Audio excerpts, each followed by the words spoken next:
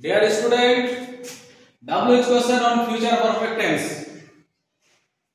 ভবিষ্যৎকালে দুটি কাজের মধ্যে যে কাজটি আগে হবে সেটাকে বলা হয় ফিউচার পারফেক্ট টেন্স এবং পরে যে কাজটা হবে সেটাকে বলা হয় ফিউচার ইনডিফিনিট টেন্স।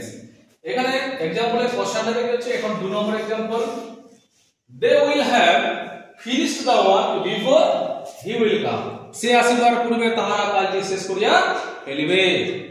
ডাবলএস কোশ্চেন এটাকে হোয়াট দিয়ে করতে হবে। দেখো প্রথমে কোশ্চেন হবে হোয়াট, অক্সিলারি ভার্ব দিয়েছে উইল, হোয়াট উইল, সাবজেক্ট দিয়েছে they have finished before he will come. তাহলে সে আসিবার পূর্বে তাহারা কি শেষ করিয়া ফেলিবে। অ্যানসারে কি পাওয়া গেল? দা ওয়ার্ক, কাজটি। ডাবলএস কোশ্চেনের গঠন অনুসারে প্রশ্নের এই যে উত্তরটা যেটা পাওয়া যাবে সেই উত্তরটাকে কি করতে হবে? বাদ দিয়ে দিতে হবে। বাদ দেওয়ার পরে এখানে প্রশ্নটা তৈরি হবে। তাহলে কি কোশ্চেনটা হলো? What will they have finished before he will come. বুঝা গেছে? Yes sir. ওকে।